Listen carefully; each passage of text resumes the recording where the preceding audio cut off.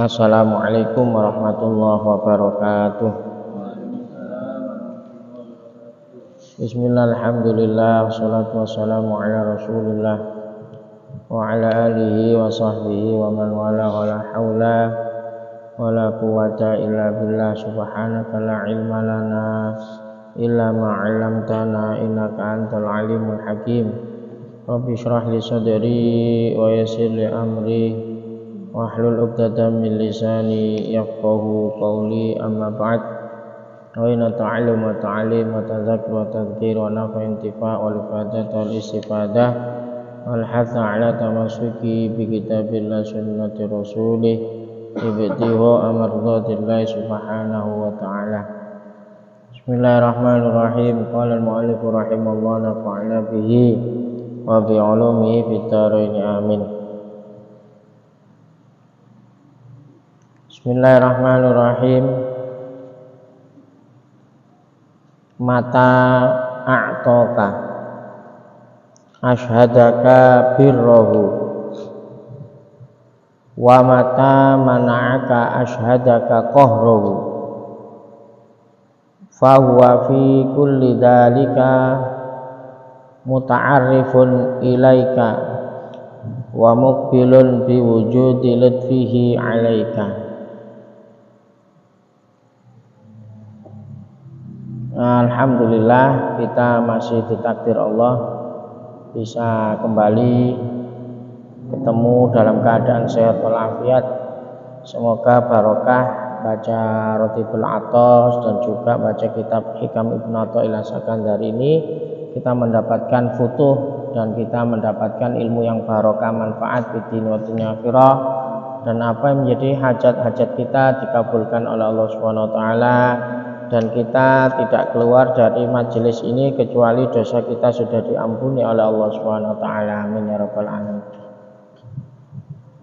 Melanjutkan hikmah yang nomor 93 sebetulnya kitab Hikam Ibnu Athaillah Sakandari ini tidak ada nomornya. Makanya setiap kitab yang memberi nomor ini enggak sama, karena memang ada yang satu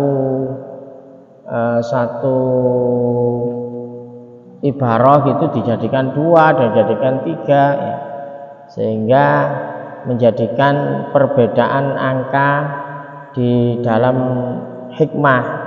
Satu kitab kalau mengasih angka 94 ya, satu kitab lain di 93, tapi enggak jauh. Ini Ibnu Athaillah Sakandari membahas tentang ketika Allah itu memberi, maksudnya memberi nikmat, berarti menunjukkan kemurahannya. Kalau tidak, berarti menunjukkan kekuasaannya.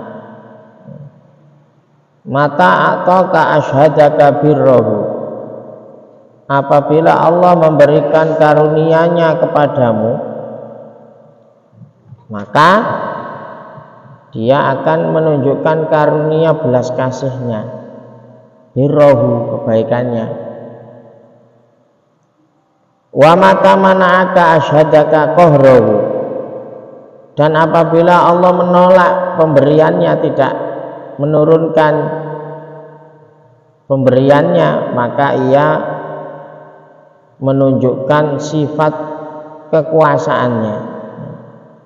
Jadi Allah di dalam segala keadaan itu mengenalkan diri.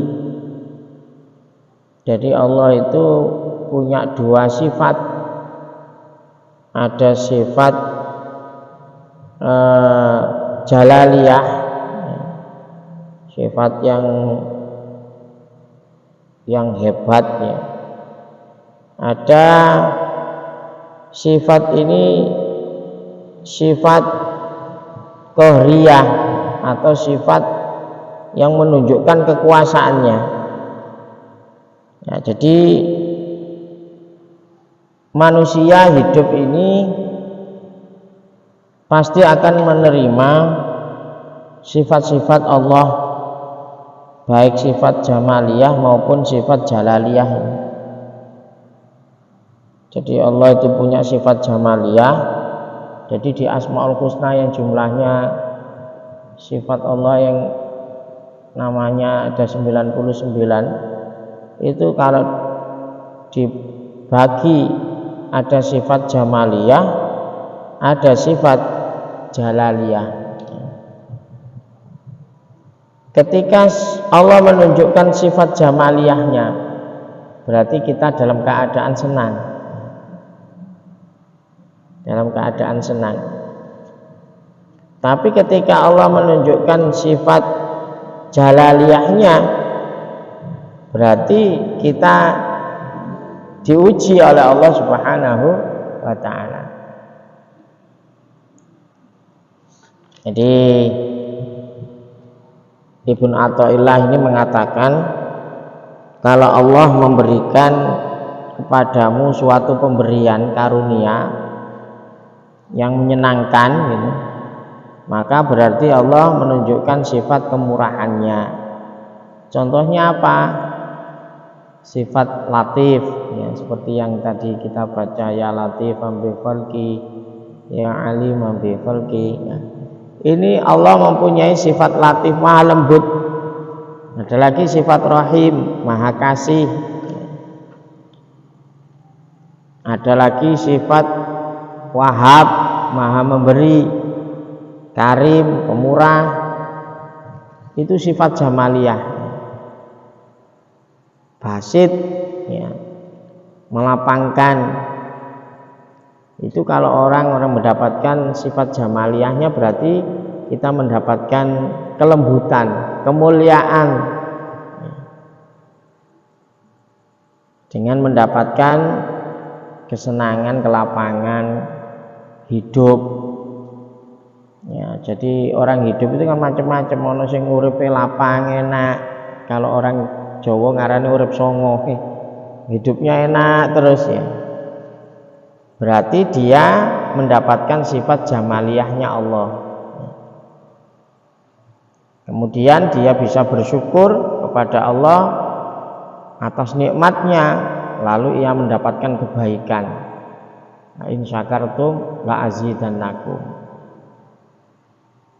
Nah, adapun yang kedua, sebaliknya, jika kita ditolak oleh Allah, kondisi kita tidak seperti mereka yang urip songo, ya, hidup enak, ya. Maka Allah itu menunjukkan sifat jalaliyah, kekuasaannya. Nah, aku itu gak hanya punya sifat lembut, tapi aku itu juga punya sifat jabar. Nah, apa artinya jabar? Keras. Ya jabar, ya kohar, kalau dipakai istighosa itu sifat-sifat Allah yang apa namanya, yang masuk dalam kelompok jalaliyah, kekuasaannya.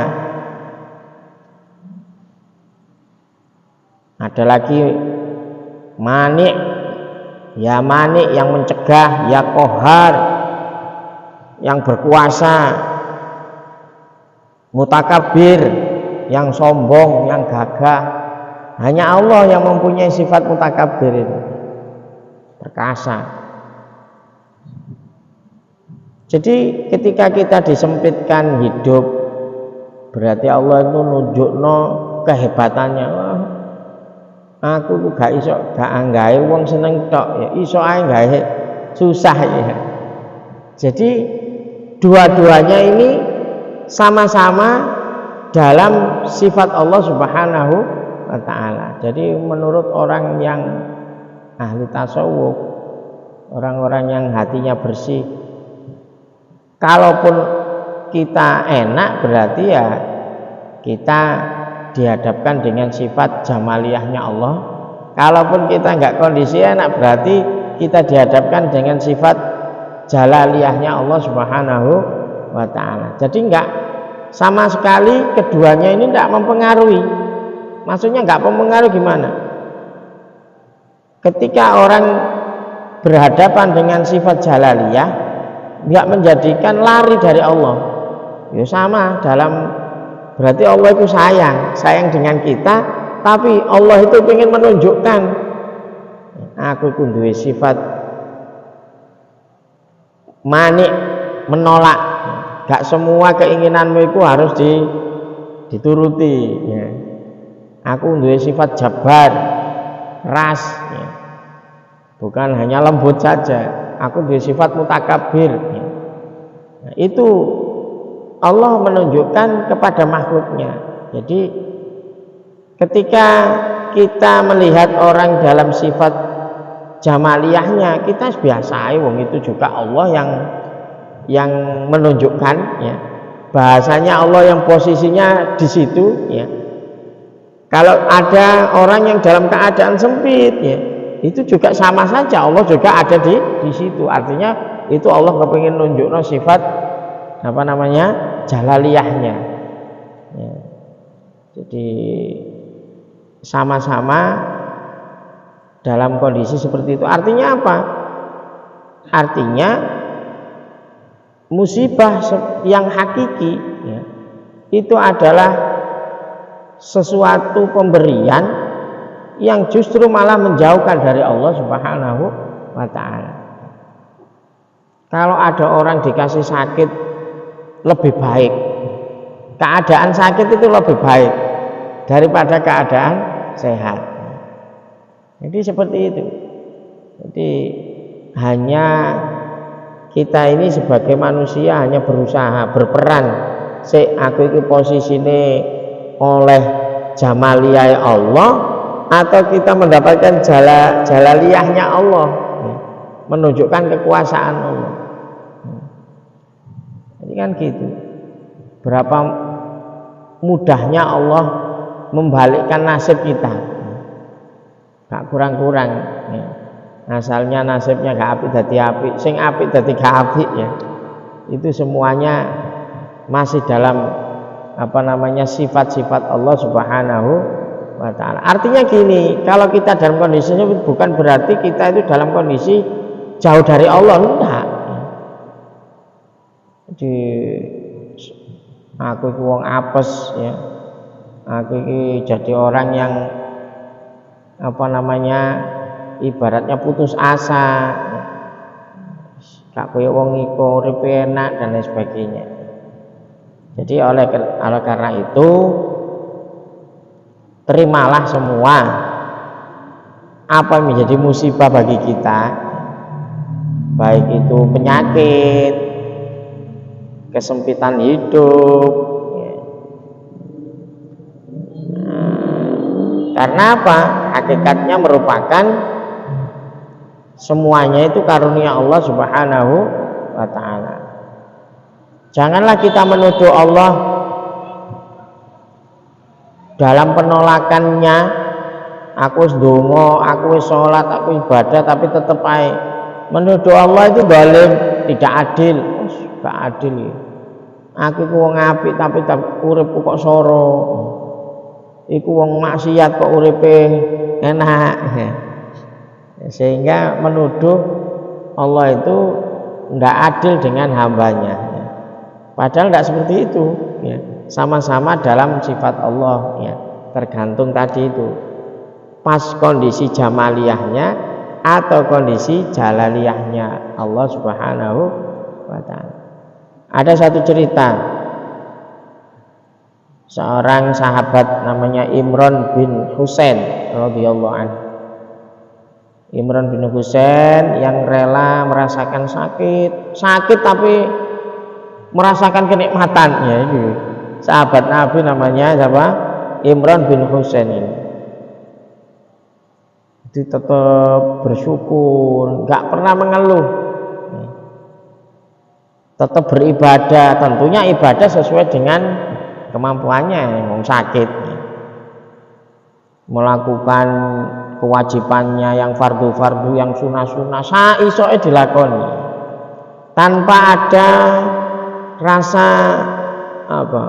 Biasanya orang itu kalau sakit kan melihat yang sehat itu ngersoloh itu ya, merasa apa sih kok gak iku sing loro kok aku sing nah, kadang seperti itu ya ini ndak sahabat Imran bin Husain ini karena keteguhan imannya, karena menancapnya ilmu hakikat yang diajarkan Rasulullah Muhammad SAW, dia tidak merasakan berat menerima sakit yang berkepanjangan ini. Jadi tetap ibadah terus. Ya, sehingga dia justru semakin dekat dengan Allah sampai dikunjungi oleh para malaikat. Jadi seperti yang diterangkan dari hadis Nabi Muhammad SAW, ini beliau dikunjungi malaikat itu menanyakan, hai Imran, salam sejahtera bagimu. Malaikat mengunjungi, mendoakan atas kesabaran dan ridhonya menerima cobaan dari Allah Subhanahu wa ta'ala. Nah, ketika itu Rasulullah menjenguk dan berkata kepada beliau Imran tadi, maukah engkau tak dongakno waras, kamu tak doakan sembuh seperti yang lain, atau engkau tetap sakit dan terus dikunjungi para malaikat karena tahu, jadi ketika sakitnya itu malaikat silih berganti datang berkunjung Karena apa? Karena kesabaran dan keridhoannya. Maka apa jawab Imran bin Husain ini? Beliau memilih tetap dalam keadaan sakit, karena merasa beruntung bisa berkumpul dengan malaikat. Kawis aku koyo nikmat, lah ono malaikat rene iku nikmat. Oleh karena itu penyakit itu tidak menjadi sebab mukmin itu putus asa. Makanya kiai-kiai dulu, para salafus saleh dulu wis loro apae gak mengeluh, gak dibuat itu adalah beban hidupnya, enggak. Malah itulah yang menjadi kedekatannya dengan Allah Subhanahu wa ta'ala, seperti yang dialami oleh Imran bin Husain. Tetapi sebaliknya banyak kita lihat orang yang sehat namun malas melakukan ibadah, dan aneh yang sakit saja semangat ibadah, tapi kenapa kita ini yang diberi kesehatan justru malah malas beribadah. Ini teguran bagi kita. Jadi orang yang ahli makrifat, bagi dirinya itu kondisi apapun asal tetap bersama Allah, beriman kepada Allah, tetap dia itu merasa ketenangan dalam hatinya, tidak merasa putus asa. Jadi jika Allah memberikan kebaikan, maka ketahuilah bahwa semua itu datang dari Allah Subhanahu wa ta'ala, Allah yang Maha Pemurah. Jadi kita melihat sering kita ini jadi susah itu membandingkan dengan orang yang di atas kita, itu yang membuat kita itu lupa bersyukur. Makanya hadza min fadli rabbi, artinya semuanya itu adalah pemberian dari Allah Subhanahu wa ta'ala. Takhallaku, Rasulullah mengatakan takhallaku bi akhlaqir rahman, berakhlaklah kamu seperti akhlaknya Allah. Loh, ya apa maksudnya berakhlak seperti akhlaknya Allah? Yaitu tadi tetap mempunyai sifat kasih sayang, mempunyai sifat lemah lembut. Jadi menteladani sifat-sifat Allah yang ada di Asmaul Husna ini. Allah memerintahkan kita berakhlak seperti akhlak jamaliyahnya, sifat-sifat jamaliyahnya Allah. Ya tentunya tidak bisa sempurna, kita bukan sifat Rahman, kita juga punya sifat Rahman, sifat Rahim. Mu'ti yang maha memberi, Al-Wahhab, Al-Basit. Jadi orang-orang yang membaca sifat-sifat pemurah ya, maka dia bisa menteladaninya ya, dengan sifat-sifat itu. Kalau sifat jalaliyahnya Allah, maka Allah melarang untuk ditiru. Nah ini sifat jalaliyahnya Allah, kita sebagai hamba melarang untuk ditiru, meniru ya. Karena ini memang sifat khusus menunjukkan kekuasaan Allah. Kita kan nggak kuasa, apa yang ditunjukno ya. Tapi kalau sifat jamaliyah itu kan kebaikan. Nah kebaikan kan bisa ditiru ya.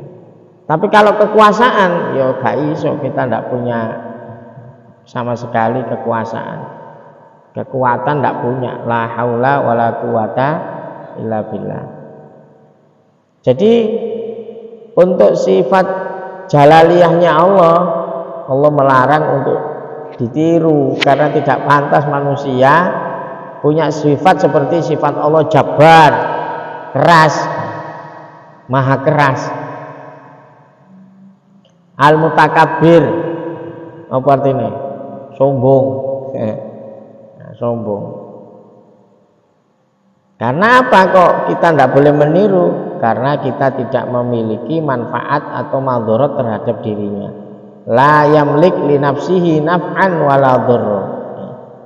Tidak memiliki manfaat, madharat terhadap diri. Kita tidak punya kekuatan untuk memberi manfaat, tidak bisa. Maka sifat-sifat rububiyah, ketuhanan Allah tidak bisa ditiru oleh manusia. Jadi itu dalam Asmaul Husna sekali lagi ada sifat jamaliyah yang harusnya kita bisa menteladani semampu kita. Tapi kalau sifat jalaliyahnya kita tidak boleh meniru, karena waktu itu sifat jalaliyah itu menunjukkan kekuasaannya. Jadi cara menungso itu umpamane jenengan dadi raja. Raja itu kan ono sing pemurah, berarti sifat jamaliyah. Tapi kadang raja itu ono sing duwe sifat maksa. Dodono lah aku iki kuasa, saya iki raja. Wis kon pindah rono. Lho iki karepe apa raja iki? Lho iki maksudnya Allah itu menunjukkan kepada dirimu bahwa kamu ini, saya ini punya sifat apa? Berkuasa.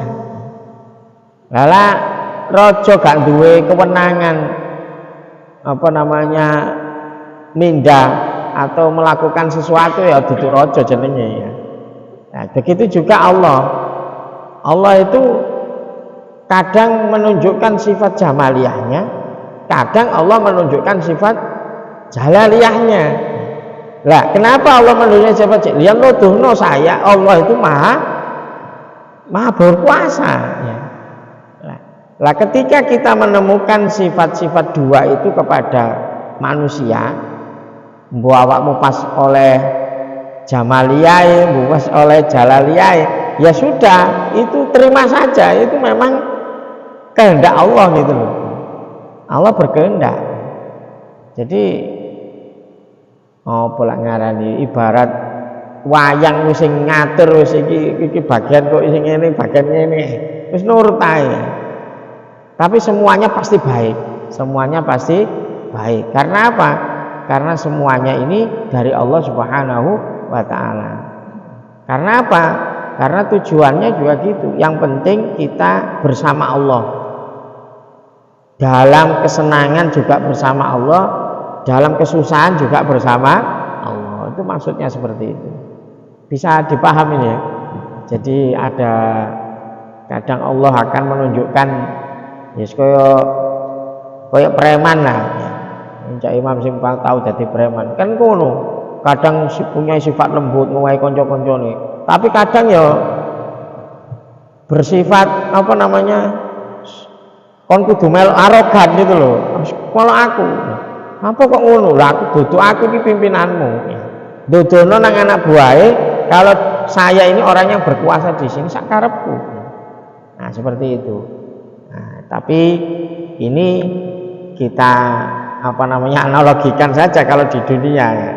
Tapi ini adalah sifat Allah, itu ada sifat jamaliyah, ada sifat jalaliyah.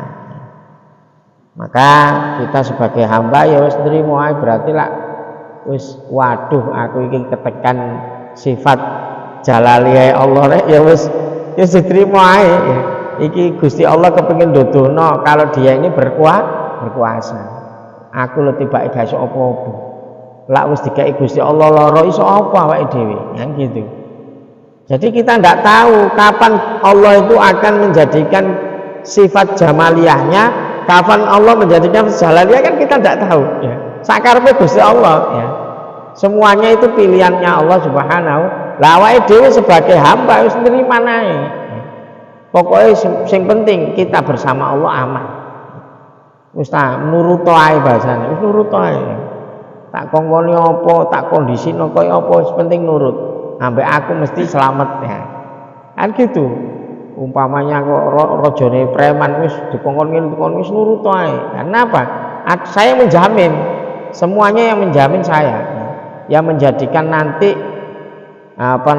senang tidak senang itu saya. Ini maka disitulah kita bisa berangan-angan, oh la aqwala nikmat iki alhamdulillah Gusti Allah ndodono jamaliyae, aku dikai urip enak gak kek loro ya. Ya. Tapi cuman aku diuji mungkin dengan ujian nunggu orang sakit ya. Mungkin dengan ujian saya ini diberi kesusahan dalam ekonomi ya. Jadi dalam kehidupan itu pasti kita menemukan dua sifat ini. Berarti kita ya Allah ini lak jenengan kena musibah, iki Gusti Allah ndodono temen. Lak Gusti Allah ku kuwasa ngono. Masih sampean mlaku hati-hati pinggir embong ya. Lak wis kena apese. Wo ditabrak apa ya wis ya. Ya iku wis Gusti Allah ku ndodono. Dari dia yang maha berkuasa. Kita tidak punya sedikit pun bisa melakukan apapun ya. Kalau sudah Allah menunjukkan sifat jalaliyahnya wis minggir wis ya. Wis ya apa meskipun wong hebat kayak Fir'aun, meskipun wong hebat kayak Naja Namrud, ya apa hebate lak Gusti Allah ndadekno hancur ya hancur. Kurang apa hebate Fir'aun, kekuasaan dipegang semuanya ya. Dikai kelebihan Allah tidak pernah sakit ya. Akhirnya sampai ngaku dadi Tuhan ya. Tapi ketika dia menemukan sifat jalaliyahnya Allah plek wis ya. Akhirnya amantu bi rabbi Musa, wis karep plegep-plegep ngene kait ngakoni amantu bi rabbi Musa ya wis gak iso. Jadi nyawanya sudah ada di tenggorokan baru mau sadar. Nah, makanya ada pepatah Arab Darbul Habib Zabib ya. Ini pepatahnya orang Arab, artinya pukulan, cubitan kekasih ini suatu kenikmatan, suatu hal yang manis. Zabib itu artinya anggur yang enak itu ya. Jadi Darbul Habib Zabib ya. Pukulan orang yang dicintai itu nikmat. Nah, jadi seperti itu. Jadi ujian yang diberikan Allah kepada kita itu adalah kenikmatan. Nah, itu bagi orang yang kelasnya sudah orang yang ma'rifat ya, sadar betul ya. Nah, makanya sering kita berdoa Allahumma la mani'a lima a'taita wa la mu'tiya lima mana'ta. Ya Allah, tidak ada yang bisa mencegah engkau memberi dan tidak ada yang bisa mencegah engkau untuk tidak memberi. Allahumma la mani'a lima a'taita wa la mu'tiya lima mana'ta. Ono la wis Allah berniat memberi ya pasti diberi, gak diberi ya gak diberi ya. Makanya Orang-orang Arab itu juga punya makalah alladzilaka yasulu ilaika. Apa maksudnya? Apa yang sudah menjadi milikmu pasti sampai kepadamu. Wis ta anjene iku nggenmu gak bakal ucul ya. Tinggal kita saja yang husnudzon kepada Allah, alladzilaka yasulu ilaika ya. Jadi intinya kita ini hidup di dunia itu dalam dua sisi ini, bisa menjadi sisi jamaliyahnya Allah, bisa menjadi sisi jalaliyahnya Allah Subhanahu wa ta'ala. Nah, kita tetap bisa terus istiqomah bersama Allah dalam keadaan apapun, dan insya Allah kita semuanya nanti menghadap Allah dalam keadaan husnul khotimah. Amin ya rabbal alamin. Wal afu minkum. Wassalamualaikum warahmatullahi wabarakatuh. Ya Rabbana tarafna bi annana tarafna ala ladha asrafna fatub alaina tauba tausil li kulli hauba stur lanal aurati wa aminir raati wa ufir li walidina wal ali wal ikhwani wa sairil khilani wa kulli dhi mahabbah wal muslimina ajma' amin rabbi isma fadlan wa judamanna bil mustafa rasuli na'dha bi kulli suli sallallahu Hi'atal habbi wa alihi wa sahbihi idadata sisubi walhamdulil ilahi subhana rabbika rabbil izzati amma yasifun wa salamun alhamdulillahi rabbil alamin. Wal afu minkum. Assalamualaikum warahmatullahi wabarakatuh.